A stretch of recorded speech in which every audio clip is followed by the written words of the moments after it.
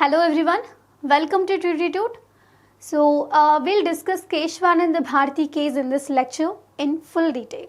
Okay, right. So జనరల్గా Indian పాలిటీలో ఏవైతే జడ్జిమెంట్స్ మనం ఫ్రీక్వెంట్గా రెఫర్ చేస్తూ ఉంటామో so one of the important case study one of the important జడ్జ్మెంట్గా పరిగణించేటటువంటి కేశవానంద భారతి కేస్ అనేది చాలా చాలా ఇంపార్టెంట్. నౌ ఆ కేస్ స్టడీ వచ్చి ఓకే సో జడ్జ్మెంట్ రిలీజ్ అయ్యి మనకి 50 years కంప్లీట్ అయింది కదా. సో ఈ ఇయర్తో so then ultimately obviously in exam పర్వ్యూలో చాలా చాలా మనకి ఇంపార్టెంట్ టాపిక్ అనమాట ఇది. అయితే సో మనం ఏ డైమెన్షన్స్లో ఈ టాపిక్ని కవర్ చేయాలి బికాస్ కేశవానంద భారతి జడ్జ్మెంట్ అనేది so it was also been referred as saviour of the constitution అని, soul judgement of the constitution అని. ఓకే సో మనకి ఇండిపెండెన్స్ ఆఫ్ జ్యుడిషియరీని కాపాడినటువంటి జడ్జ్మెంట్ అని ఇలా డిఫరెంట్ నేమ్స్తో మనకి చెప్తూ ఉంటారనమాట. Okay so what is the soul significance of this judgement అనేది so in full detail that will discuss now. Okay right. So జనరల్గా కొంచెం ఈ కేస్ స్టడీ బిగిన్ చేసుకునే ముందు so will discuss a kind of short story. Okay so జనరల్గా మనకి historical కాంటెక్స్ట్లో మనకి తెలుసు. Okay so during britishers time okay so will begin with historical background అండి.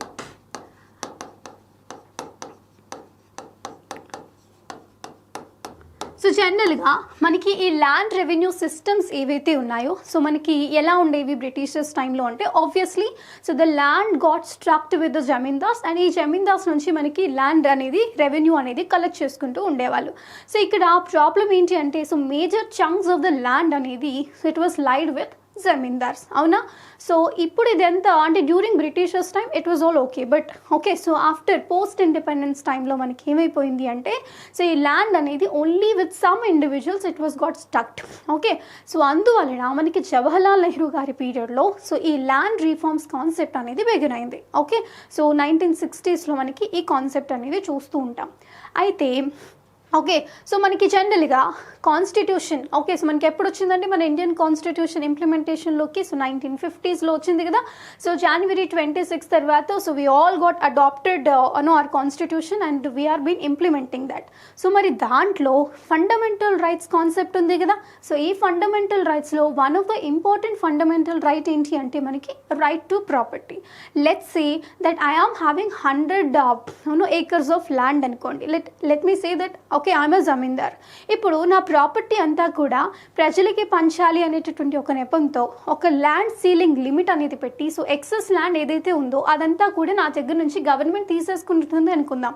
సో అలాంటప్పుడు will I accept it? Okay so ఖచ్చితంగా నేను డెఫినెట్గా మనకి సుప్రీం కోర్ట్ని ఆశ్రయిస్తాను. ఓకే సో బికాస్ ఏ టాపిక్ని నేను బేస్ చేసుకొని అంటే so government is intervening in my fundamental rights. Okay so నా ఫండమెంటల్ రైట్స్ని వయలేట్ చేయడానికి సో గవర్నమెంట్ ఉన్నిందండి. సో మనకి article 31 okay so which are enlisted in our constitution in the original constitution ప్రకారం మనకి ఆర్టికల్ 31 ఉంది కదా. So what is article 31? Right to property. Okay so ఈ రైట్ టు ప్రాపర్టీ అనేది ఫండమెంటల్ రైట్ బట్ మనకి okay so article 12 నుంచి article 35 వరకు మన కాన్స్టిట్యూషన్లో fundamental rights. Okay so part 3 of the constitution deals with fundamental rights. మరి fundamental rights అనేవి every సిటిజన్కి గ్యారంటీడ్ రైట్స్ అని కాన్స్టిట్యూషనే చెప్తుంది. మరి గవర్నమెంట్ ఎక్సెస్ ల్యాండ్ అని తీసేసుకుంటుంది కదా. That means it violating fundamental rights కదా. Now the concept came okay so fundamental rights violation అని. But remember the fact whenever there is controversy versus fundamental right and DPSP వచ్చింది అనుకుందాం. So then which will prevail అంటే fundamental rights will prevail అని కాన్స్టిట్యూషనే చెప్తుంది. Okay మరి so definitely okay so ఏవైతే ఈ ల్యాండ్ రీఫార్మ్స్ అని చెప్పి గవర్నమెంట్ చేస్తుందో that comes under invalid. okay because fundamental rights are more important than DPSP.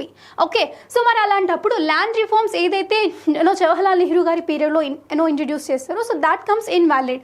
So ఇలాంటి కాంట్రవర్సీస్ని మనకి అవాయిడ్ చేయడం కోసం so they okay so struck down article 31 as a fundamental right and so they made it as a legal right. okay so under article 300 clause A ప్రకారం so దాన్ని fundamental రైట్గా తీసేసి legal రైట్గా మార్చారు. Okay so అప్పటి నుంచి ఈ problem అనేది మనకి రాకుండా ఉన్నిందనమాట. నౌ ఓకే, సో ఇప్పటి వరకు క్లియరా? సో ఆర్టికల్ 31 ఫండమెంటల్ రైట్ని వైలేట్ అంటే ఆ వైలేషన్ జరుగుతుంది కాబట్టి సో అది ఫండమెంటల్ రైట్ కాకుండా మార్చేశారు. Okay, so that is first amendment act. దాన్ని ఏమంటామండి? సో ఫస్ట్ అమెండ్మెంట్ యాక్ట్గా మనం పిలుస్తాం. Now that was clear. Now the approach was different. Okay, so మరి మనకి ఆర్టికల్ 12 నుంచి article 35, now article 31 was been deleted. Now one of the element, okay, so one of the article, that is article 13, says that laws inconsistent with fundamental rights will be considered void. అంటే ఏవైతే loss అనేవి మనకి parliament enact చేస్తుందో అవి ఒకవేళ ప్రాథమిక హక్కులకి భంగం కలిగించినట్లయితే అవి void. Okay, so null and void చేస్తాము అని ఆర్టికల్ 13 చెప్తుంది. ఆ ఆర్టికల్ ప్రకారం మళ్ళీ these people approach supreme court. Okay, now okay, so now the concept came. Okay, so ఇక్కడ చూడండి, so laws in consistent with fundamental rights will be void. Okay, so ఇది కదా క్వశ్చన్. నౌ ఇప్పుడు ఈ లా అనే వర్డ్కి ఒక కొత్త అర్థాన్ని, ఒక కొత్త డెఫినేషన్ని మనకి Shankari Prasad versus union of India కేసులో మనకి చెప్పారు. అంటే ఈ లా ఏదైతే ఉందో ఆ లా ఏది ఆర్డినరీ లాస్కి మాత్రమే వర్తింపజేస్తుంది, బట్ కాన్స్టిట్యూషనల్ అమెండ్మెంట్ యాక్ట్స్ అంటే ఆర్టికల్ 368, ఓకే, సో ఏదైతే పార్లమెంట్కి అమెండింగ్ పవర్ ఆర్టికల్ ఉంది కదా, ఆ ఆర్టికల్ ద్వారా ఏదైతే అమెండ్మెంట్స్ తీసుకొస్తారో దానికి వర్తించదు అని చెప్పేసి సో ఈ Shankari Prasad versus union of India కేసులో చెప్పేసింది. ఓకేనా, so now that was clear, right? ఇప్పుడు ఓకే, సో తర్వాత వచ్చినటువంటి okay, so till now it was clear, right? So article 31 అడ్డం వచ్చింది కాబట్టి సో పార్లమెంట్కి it became okay, so first amendment ద్వారా తీసేసి so now it was parliamentary supremacy అనేది ఉండిందండి. సో తర్వాత ఆర్టికల్ 13 ప్రకారం చేశారు, even it was in favour of parliament. Now the concept came okay, 9th schedule. Okay, so జనరల్గా తర్వాత వచ్చినటువంటి ఏవైతే ఆర్టికల్స్ ఓకే, సో మనకి లాట్ మెనీ జడ్జిమెంట్స్ ఉన్నాయండి. So Sajjan Singh versus state of Rajasthan కానీ okay, even Keshavanand Bharati case కానీ ఏవైతే మనకి యూనో ల్యాండ్ రీఫార్మ్స్కి సంబంధించినవి ఏవైతే ఉన్నాయో సో వాటన్నిటినీ కూడా మనకి 9th షెడ్యూల్లో తీసుకుని వెళ్ళి పెట్టడం జరిగిందనమాట, తర్వాత వచ్చినటువంటివన్నీ కూడా. సో మరి ఏంటి 9th షెడ్యూల్ అంటే? ఏవైతే ఆర్టికల్స్, ఏవైతే టాపిక్స్ అనేవి మనకి 9th షెడ్యూల్లో ఉంటాయో so that will be protected from judicial review. అంటే ఏంటి?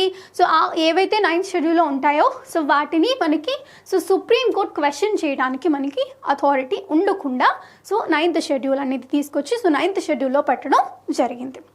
Right now so during Indira Gandhi government అప్పుడు okay, so Indira Gandhi government అప్పుడు ఏమైంది? ఓకే, సో మనకి ఆర్టికల్ ఓకే, సో అమెండ్మెంట్ 24 కానీ 25 కానీ 26 కానీ 29 కానీ సో ఇలా చాలా అమెండ్మెంట్స్ అనేవి okay, so independence of judiciary అనేటటువంటి టాపిక్ ఏదైతే కాన్స్టిట్యూషన్లో ఉంటుందో సో వాటిని అండర్మైన్ చేసే విధంగా కొన్ని కాన్స్టిట్యూషనల్ అమెండ్మెంట్ యాక్ట్స్ అనేవి వచ్చాయి. ఓకే, సో దానికి అనుసంధానంగా మనకి ఐసీ గోలక్నాథ్ కేసులో ఏం చెప్తారంటే ఓకే ఓకే, సో పార్లమెంట్ అనేది అమెండ్మెంట్ పవర్ అనేది ఉంది కానీ okay, but okay, so article 13 versus article 368 so ఈ రెండిట్లో ఏది ప్రివైల్ అవుతుంది అంటే ఆర్టికల్ 13 విల్ ప్రివైల్. అంటే ఫండమెంటల్ రైట్స్కి వ్యతిరేకంగా ఏవైనా ఆర్టికల్స్ మనకి వచ్చాయి, ఏవైనా అమెండ్మెంట్స్ అవన్నీ వచ్చాయి అంటే అవి వాయిడ్గా సుప్రీంకోర్టు డిక్లేర్ చేయగలుగుతుంది అని చెప్పేసి మనకి గోలక్నాథ్ కేసులో చెప్పడం జరిగింది. ఓకేనా, now the question begins. Okay, because in earlier judgments పార్లమెంట్కి అమెండింగ్ పవర్స్ ఉన్నాయి అని చెప్పేసి అదే సుప్రీంకోర్టు చెప్పింది. But controversy to all of them in Golaknath case what they told okay, yes Parliament have that power okay of amending, but again it is subjected to the condition that it should not violate fundamental rights అని చెప్తుంది. మరి ఇదే concept ఇది వరకు ఉన్న previous జడ్జ్మెంట్స్కి వర్తిస్తుందా? Now the question came. But in the same Golaknath కేసులో మళ్ళీ మనకి క్లియర్గా చెప్పిన టాపిక్ ఏంటి అంటే yes, in the upcoming case, in the forthcoming కేసెస్లో మాత్రమే మనకి ఈ జడ్జిమెంట్ అనేది వర్తిస్తుంది. Not in the already earlier ఏవైతే కేసెస్ అయ్యో వాటికి వర్తించదు అని చెప్పేసి చెప్పారు. అంటే పార్లమెంట్ ఏవైతే లాస్ ఇదివరకే చేసేసిందో, ఓకే, సో ఫండమెంటల్ రైట్స్ని కన్సిడర్ చేయకుండా అంటే సో అమెండ్ చేస్తుందో అవన్నీ కూడా వర్తిస్తాయి. But it will no longer in working అని చెప్పేసి గోలఖ్నాథ్ కేసులో చెప్పేసింది అనమాట. అర్థమవుతుందా?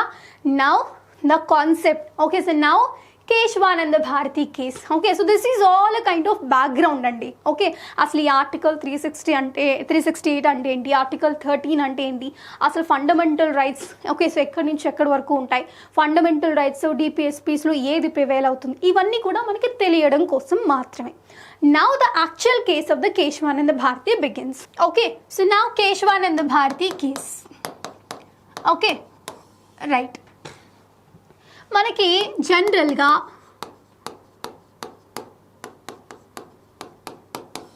ఓకే, సో జనరల్గా ఈ రిలీజియస్ ఇన్స్టిట్యూషన్స్ అనేవి ఉంటాయి కదండి. ఓకే, సో ఇప్పుడు మనకి తెలుగు స్పీకింగ్ స్టేట్స్లో కానీ, అంటే ఇప్పుడు తెలంగాణలో చూస్తే భద్రాచలం కానీ, ఆంధ్రప్రదేశ్లో చూస్తే తిరుపతి కానీ, ఓకే, సో ఇలా మనకి religious important places for Hindus, Muslims, Christians everywhere మనం చూస్తుంటాం కదా. సో వాళ్ళకి రిలీజియస్ ప్రాపర్టీస్ కూడా ఉంటాయి కదా. ఓకే, సో అలాగే ఈ ఎద్నీర్ మట్కి కూడా మనకి కేరళలో ఒక ప్రాంతంలో ఉందండి ఇది. అయితే సో ఈ ఎద్నీర్ మట్లో మనకి సంబంధించినటువంటి ఈ ల్యాండ్, ఓకే, సో వాటికి సంబంధించిన ఈ ల్యాండ్ అన్నీ ఉంటాయి కదా. సో వీటి కూడా సో ఈ ల్యాండ్ రిఫార్మ్స్ ఏవైతే వచ్చాయో, okay, so during the period of 1969 అండి. ఓకే, సో ఈ ల్యాండ్ రిఫార్మ్స్ పేరుతో ఆ అడిషనల్గా బఫర్ ల్యాండ్స్ ఏవైతే ఉన్నాయో అవన్నీ కూడా కేరళ ప్రభుత్వం తీసేసుకుంది. ఓకే, సో కామన్ కదా. So obviously so under the name of article 31 violate అవుతుంది మాకు అని చెప్పేసి సో వీళ్ళందరూ కూడా ఓకే, సో ఎవరైతే ఈ మఠ పెద్దలందరూ ఉన్నారు కదా, సో ఈ మఠానికి పెద్దే మనకి కేశవానంద భారతి గారు అనమాట. సో వాళ్ళంతా కూడా మనకి సుప్రీం హైకోర్టుని సో హైకోర్టు కేరళ హైకోర్టుని సంప్రదించారు. ఏమని, ఆర్టికల్ 31 వైలేట్ అవుతుందండి మాది అని చెప్పేసి వెళ్ళడం జరిగింది. Now the case happens. Okay, so ఏంటి, ఆల్రెడీ ఫస్ట్ అమెండ్మెంట్ వ్యాలిడ్ అని చెప్పేసి మనకి Shankari Prasad versus union of India కేసులో ఆల్రెడీ జడ్జ్మెంట్ వచ్చిందని చెప్పుకున్నాం కదా. నౌ సో మనకేంటి అంటే కేశవానంద భారతి గారు ఈ కేసుని ఓడిపోయారండి. ఓకే, దట్ మీన్స్ సో ఇక్కడ పార్లమెంటే గెలిచిందని చెప్పొచ్చు. నౌ ఓకే, సో ఇదే కాన్సెప్ట్ మీద ఓకే, సో మళ్ళీ సుప్రీంకోర్టుకి వెళ్ళొచ్చు. Obviously we know. Okay, so even హైకోర్టులో మనకి గెలవకపోయినా కేసు, ఓకే, సో మన సెషన్ కోర్ట్స్లో ఓడిపోతే హైకోర్టుకి వెళ్ళొచ్చు, హైకోర్టులో ఓడిపోతే సుప్రీంకోర్టుకి వెళ్ళొచ్చు. But again ultimate judicial authority ఏంటంటే సుప్రీంకోర్టు. సో సుప్రీంకోర్టు ఇచ్చిన తీర్పు అయితే final. Now the case again went to the supreme court. ఓకేనా? Okay, so right. సో నానీబాయ్ పల్కి వాళ్ళ లాయర్ అండి. సో అతని అడ్వకేట్, అతను తీసుకునేటటువంటి కేసు అనమాట ఇది. సో కాకపోతే ఇక్కడ సో చాలా క్లియర్గా అండర్ ఆర్టికల్ 31 పైన వెళ్తే so they have clearly lost their case అక్కడ. నౌ సో ఈ అడ్వకేట్ ఏం చేశారు అంటే ఓకే, సో కేసు వేసింది, ఈసారి పిటిషన్ వేసింది not using with article 31, but which article అంటే ఆర్టికల్ 26 అండి. ఓకే, సో మనకి freedom of religion, okay, so freedom అంటే right to freedom of religion కూడా one of the fundamental right which was been given, అవునా? And one of the important feature ఏంటంటే secularism which is considered as the very important principle and philosophy of India. Okay, so which are very clearly and ఎలాబొరేటెడ్లీ told in the preamble, అవునా? Right. So మరి article 25 నుంచి article 28 వరకు కూడా మనకి right to freedom of religion అనేది ఒక fundamental రైట్లో మనకి చెప్పారు. Now with the usage of article 26 they have approached the supreme court by questioning that so ఇది ఒక రిలీజియస్ ఇన్స్టిట్యూషనల్ ప్రాపర్టీ కాబట్టి సో దాన్ని ఎలా మీరు అండర్టేకన్ చేసుకుంటారు అని చెప్పేసి now with this approach they have underwent. Okay, now so every question which came, okay, so anni kuda so every amendment, every already ఇది వరకు ఇచ్చినటువంటి judgments, okay, so parliamentary absolute amending power, everything now being it was a big question mark now అనమాట. So why it is important Kesavananda Bharati case అంటే, so ఈ కేశవానంద భారతి కేసులో earlier already Golaknath కేసులో మీకు already చెప్పాను కదా. సో గోలక్నాథ్ కేసులో ఏం చెప్పింది, parliament having amending power but fundamental రైట్స్కి వ్యతిరేకంగా ఏ అమెండ్మెంట్స్ కూడా చేయకూడదు. బికాస్ ఫండమెంటల్ రైట్స్కి సుప్రీం సేవియర్ ఏంటి అంటే సుప్రీం కోర్ట్ అని చెప్పేసి ఆ కేసులో చెప్పింది. Even supreme court has struck down its own case. Okay, so ఈ కేశవానంద భారతి కేసులో సో మొత్తం స్ట్రక్ డౌన్ చేసేసి సింపుల్గా ఏం చెప్పింది అంటే, కేశవానంద భారతి కేసులో yes Parliament can do anything, any amendment of the constitution subjected, provided to the condition that it should not override, it should not, okay, so damage the structure, basic structure of the constitution అని చెప్పేసి క్లియర్గా చెప్పేసింది. Now the concept came, what is the basic structure? Okay, so right, అర్థమైందా? So అంటే so Kesavananda Bharati case అనేది ఎటెళ్ళిందండి, so Golaknath కేస్ని struck down చేసేసింది parliament. Now the came concept of article 368కి, so okay, so now it was reduced absolute power నుంచి మనకి absolute amending power నుంచి మనకి ఎక్కడి నుంచి తీసుకొచ్చిందండి, లిమిటెడ్ అమెండింగ్ పవర్ వరకు తీసుకొచ్చిందనమాట. అండ్ ఇంకొకటి ఏంటండి, ఎప్పుడైనా కానీ ఓకే, సో పార్లమెంట్ చేసేటటువంటి ఏ యాక్షన్ అయినా క్వశ్చన్ చేయడానికి one of the key credential judgement ఏదైనా యూస్ చేస్తుంది సుప్రీంకోర్టు అంటే it is one of the important judgement that is Kesavananda Bharati case అనమాట. ఓకే, సో మనకి now but in that case it was not purely well define that what was the basic structure అని చెప్పేసి. Okay, in the upcoming cases, in the relative cases it is increasing. Okay, so the basic structure domain అనేది so day by day మనకి increase అవుతూ ఉంది అనమాట. Okay, so this was okay ఒక overview. Okay, so నా will discuss in detail. Okay, right. So ఈ Kesavananda Bharati case అనేది so కంప్లీట్గా 13 జడ్జెస్ మనకి యూనో ఇన్వాల్వ్ అయ్యి ఇచ్చినటువంటి జడ్జిమెంట్ అండి. And it was in the ratio of 7:6 అండి. Okay, so 7 members were in favor of independence of judiciary and 6 members were in favor of okay, so amending absolute power of the parliament అనమాట.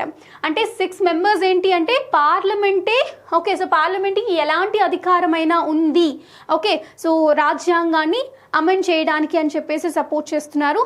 And parliament ఏదైనా amend చేసి అది రాజ్యాంగ విరుద్ధంగా ఉంటే దాన్ని question చేయొచ్చు అని చెప్పేసి సో 7 members ఆర్ ఒపీనియన్ అనమాట.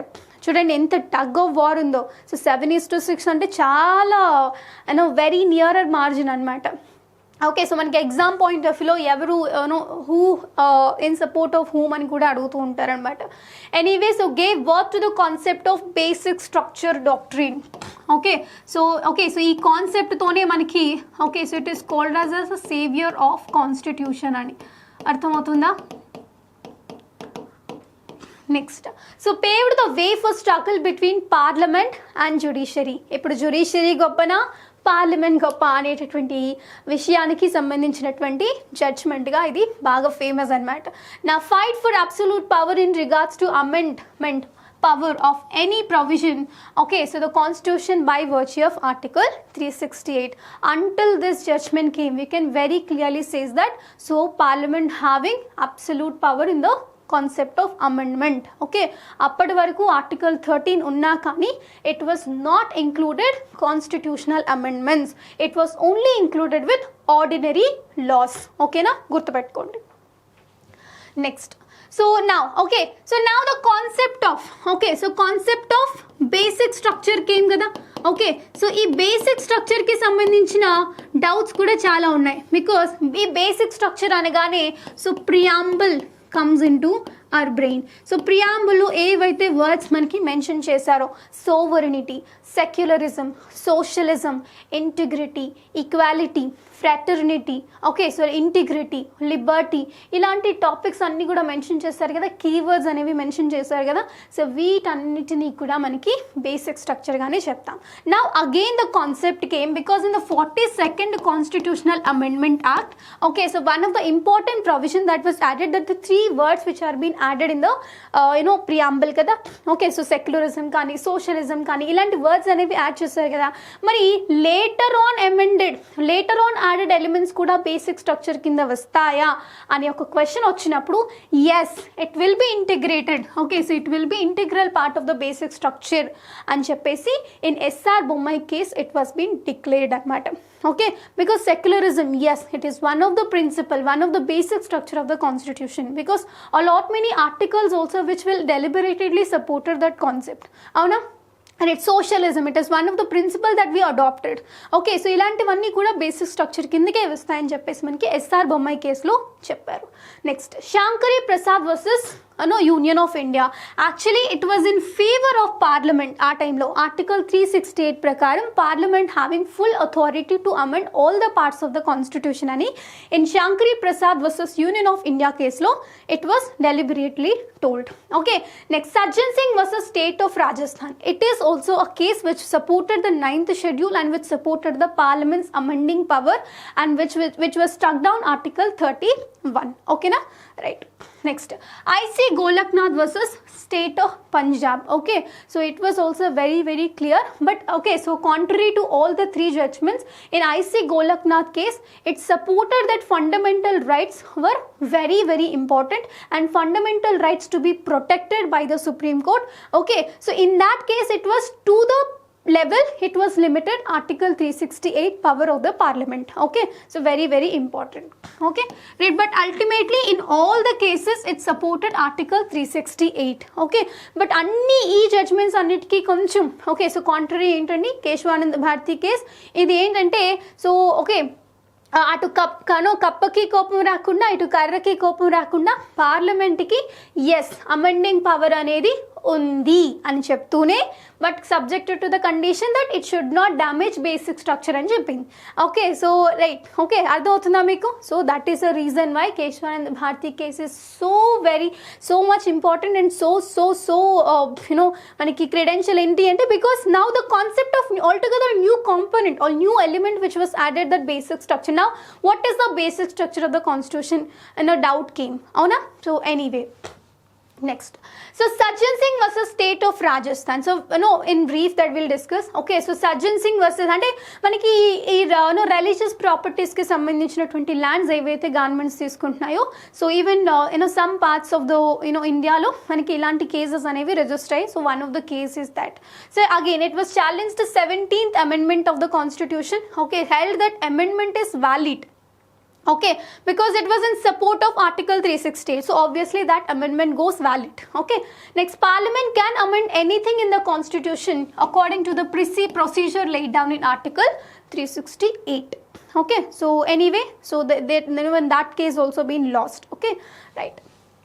So I C Golaknath versus state of Punjab. Okay, so first amendment act అనేది సో మనకి ఛాలెంజ్ని చేస్తూ మనకి ఈ గోలక్నాథ్ కేసు అనేది రావడం జరిగింది. Okay, next first amendment, 4th amendment and 17th amendment was challenged. Okay, so అంటే ఇది వరకు ఇచ్చినటువంటి తీర్పులకి వ్యతిరేకంగా కొస్తా మనకి ఐసీ గోలక్నాథ్ కేసు అనేది రావడం జరిగింది. Right, so supreme court adopted a doctrine of prospective over. Okay, ruling under which 3 constitutional amendment okay, so continue to be valid. So held that but parliament had no power to amendment. Okay, so ante A part అయినా parliament అనేది amendment చేయొచ్చు. Okay, so by using article 368 provided to the condition of article okay, so part 3, so except fundamental rights that parliament we can amend any part of the constitution అని చెప్తే గోలక్నాథ్ కేసులో contrary ఏంటండి కేశవానంద భారతి కేసులో so okay, so basic structure తప్ప అన్ని fundamental rights even fundamental rights కూడా amend చేయొచ్చు provided to the condition it should not damage basic structure. Okay, so అని చిన్నగా మార్చి చెప్పింది అనమాట. Next, Supreme Court also interpreted that amending power under Article 368, okay, so same as legislative power under Article 248, entry 97 of the 7th schedule Union list, it is therefore a law for the purpose of Article 13 clause 2. అర్థమైందా? So almost మనకి similar గానే ఉన్నా so careful understanding with respect to these case studies a very very must. అర్థమవుతుందా? Right. So now, okay, so anyway, so brief facts with respect to Keshwananda Bharati చూస్తే, so in 1970, Swami H.H. Shastri Keshwananda Bharati, so senior head of a Hindu mutt situated in Ednir, already చెప్పాను కదండి, a village in a district of Kerala, challenged a Kerala government's attempt under 2 state land reforms act to impose restrictions on the management of its property. Okay, so now the concept came with the land reforms and it was being challenged by these mutts anamata. Okay, but anyway, so Kerala High Court approach anedi under Article 31. Now the concept in the Supreme Court not with Article 31. Okay, so it was using with Article 26. Okay, next, Swami filed his petition under Article 26 concerning the right to manage, okay, so religiously owned property without government interference. So major amendments to the constitution was 24th, 25th and 29th has been enacted by Indira Gandhi government to parliament. So all these amendments were under challenge in Keshwananda Bharati case. Okay, so with the usage of Article 26, okay, so now ivanni kuda manaki change cheyalsi ochindi anamata. Okay, so that is the reason why in simple context it was predeterminedly em cheppestundi. So yes, okay, so parliament amending power ni kuda challenge cheyakunda, ఇటు independence of జ్యుడిషియరీని కూడా damage చేయకుండా, సింపుల్గా basic స్ట్రక్చర్ని damage చేయకుండా మీరు ఏ amend చేసుకున్నా కానీ పర్లేదని చెప్పేసింది అనమాట. ఓకేనా, right. So now, okay, so 24th amendment, because it was 24th, 25th and 29th amendments అనేవి so during Indira Gandhi government వచ్చాయి కాబట్టి, so obviously what all the changes that went through. Okay, so ఆ amendments కూడా మనం కన్సిడర్ చేయాలండి. Okay, so passed in the year 1971, objective is to remove hindrances and difficulties created by the decision of the Supreme Court in the year 1967 in Golaknath case. Okay, so by way of the amendment, Parliament introduced the following provisions. Article 13, okay, so laws inconsistent with the fundamental rights will go void. Okay, Article 368, okay, so President obligation to give assent to the bill amending to the Constitution, and Article 368 clause 3. So వీటికి సంబంధించినటువంటి changes ఏవైతే ఉన్నాయో so వాటిని under article 24th Amendment Act ద్వారా మనకి ఇందిరాగాంధీ గారు introduce చేశారండి. Okay, so 25th Amendment Act so passed in the year 1972. Article 31 clause 2ని, okay, so clause 2bని inserted article 31. Okay, so article 31C inserted by A way of this amendment. అంటే ఏవైతే మనకి fundamental rights ఉంటాయో, అంటే let's say that even if it is okay property being taken up by the government, okay, so if it is for the government, if it is for the major benefit, okay, so ekku mandiki benefits unte again it can be curtailed, the property can be taken, okay, so by the government అని చెప్పేసి ఇలా fundamental rights కి వ్యతిరేకంగా కూడా మనకి in Article 31 clause B and Article 31 clause C came up అనమాట. Okay, right. Article 29 amendment. 29 amendment ఏంటి అంటే, so now Kerala government faced practical difficulties and to overcome them amend Kerala Land Reforms Act in the year 1963 through Kerala Land Reforms Amendment Act 1969 and Kerala Land Reforms Amendment Act 1971. Because okay, so now the issue is becoming so much crucial, okay, so much important that it is changing their nature and matter. Okay, now somewhere it was begin with Article 31, now it goes to the Article 30, Article 26, now it goes to the Article 13, now it goes to the Article 368. A lot many connections which was happening, avuna, so vaatannitiki answer chestu, so lot many amendments which was taken up anamata. So certain provisions of the Principal Act 1963 as amended were challenged in the High Court of Kerala and Supreme Court. Anyway, so మొత్తం మీద okay, so చాలా వరకు changes అనేవి even 29th amendment includes these amendment acts in the 9th schedule. Okay, so this is one of the thing అండి. So ఏవైతే fundamental rights కి వ్యతిరేకంగా okay, so government loss అనేవి తీసుకురావాలనుకుంటుందో అవన్నీ తీసుకెళ్ళి మనకి ఈ 9th షెడ్యూల్లో పెట్టడం అనేటటువంటి కాన్సెప్ట్ అనేది మొదలైంది. Even if you see Golaknath కేసులో even this was also been raised. Okay, so ఆ కేసులో కూడా మనకి ఏం చెప్పారండి, yes, so even 9th schedule also can be questioned.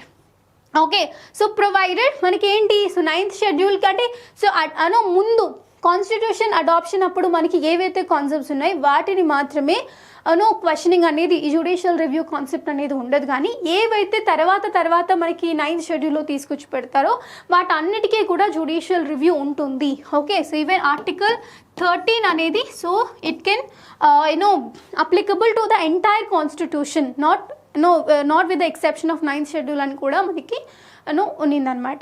Okay, right. Anyway, protection under article 31 clause B. So these are all the elements which were added in the 29th Amendment Act. Okay, right. Right, so Article 31B and 9th schedule which were purely acting as a protection. Okay, so for the amendments which were being taken up by the parliament by using Article 368. Okay, right. So నా these are the judges. Okay, so ఇంత total judges ఉన్నారు కదండి. So ఎవరైతే మనకి తీర్పు ఇచ్చారో so who are in support of the independence of judiciary అంటే so మనకి పైన ఉన్నారు కదా. So like okay, so all these are one. Okay, so justice S N Sikri గారు కానీ, ఓకే సో షేలత్ కానీ, ఓకే హెగ్దే కానీ, గ్రోవర్ కానీ, so these are all in support of the independence of judiciary. And who are considered to be minority అంటే so minority in favour of parliament. These are all. Okay, so majority. Okay, so in favor of Supreme Court. Okay, so in favor of judiciary we can say.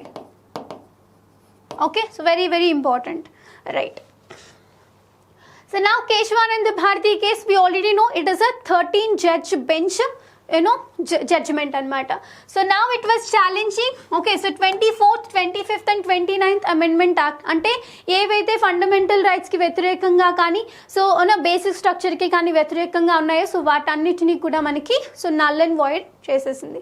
So amendments held valid, so overruled. Okay, so earlier Golaknath versus state of Punjab ఉంది కదా, so it was been struck down. Held that though parliament had wide powers to amend, such powers were curtailed by maintaining the basic spirit of the constitution. Okay na, so anyway, so completely now very clarity came. But again the one more question came that what is basic structure.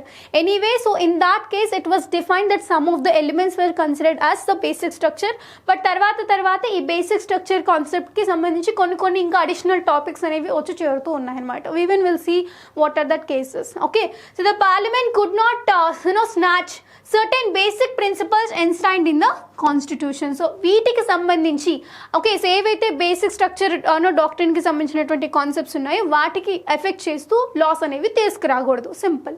Okay, no absolute power Supreme Court gave. A new concept, basic structure doctrine. Parliament could take away or amend fundamental rights as long as it did not violate the basic structure. Okay na, so this is all about Keshwanand Bharati case. Okay, now the concept of basic structure doctrine. Okay, so basic structure doctrine we'll see what are the elements which were considered important, which were added in that. Okay, so now Indian judicial principle. Okay, so independence of judiciary kani, so okay, so judiciary concept kani, so it is also one of the concept which was mentioned in the basic structure doctrine. Next, so the basic features of the constitution have not been explicitly defined by the judiciary. అంటే ఇవే అని చెప్పలేదు, but one అంటే ఇవి కూడా అని చెప్పింది అనమాట.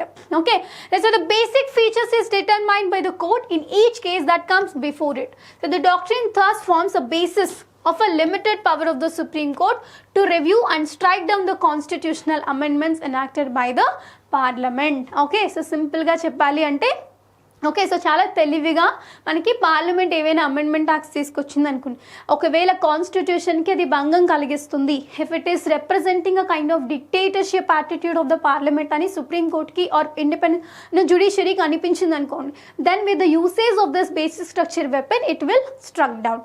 Okay, right. Now, okay, the basic structure doctrine is referred as the basic spirit of the constitution. Okay, so it could find its roots in the preamble.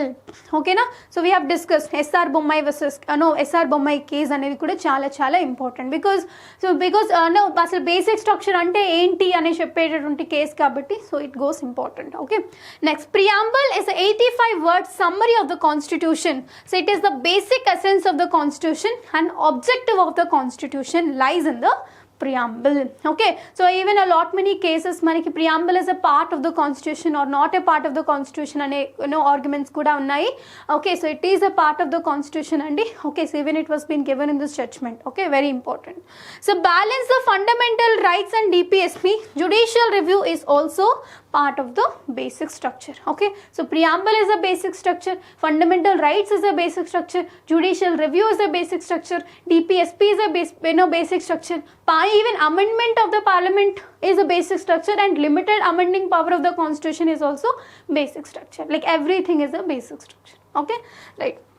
Article 14 and 21 is also basic structure. Okay, so what is article 14? So equality, right to equality. Okay, article 21, so right to life and personal liberty. Okay, so even that comes under basic structure. Okay, so right, so ikkada manaki konni already cheppan kadandi, the sphere with respect to basic structure was been increasing. Okay, so Indira Gandhi, okay, so basic structure, YV Chandrachud versus Indira Nehru Gandhi case lo, so even some more elements which were added in the basic structure.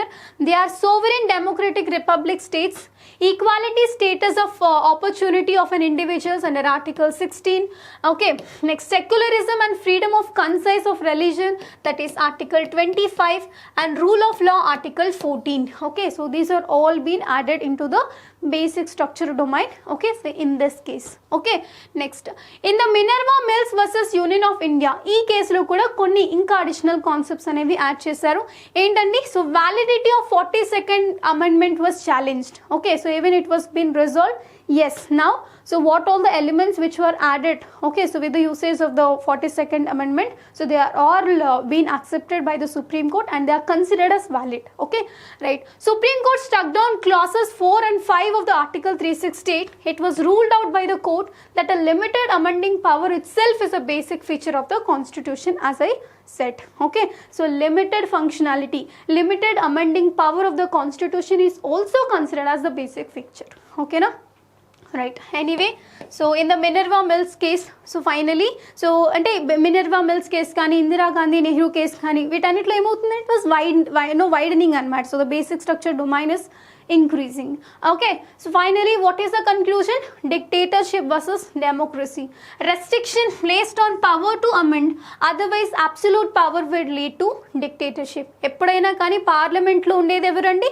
MPs. So member of parliaments ఏం చెప్తారంటే, మాకు ఇది ప్రజలు ఇచ్చిన అధికారం, so obviously మాకు నచ్చినట్టుగా మేము సో సవరణలు అనేవి తీసుకొస్తాం, అమెండ్మెంట్స్ అనేవి తీసుకొస్తామని.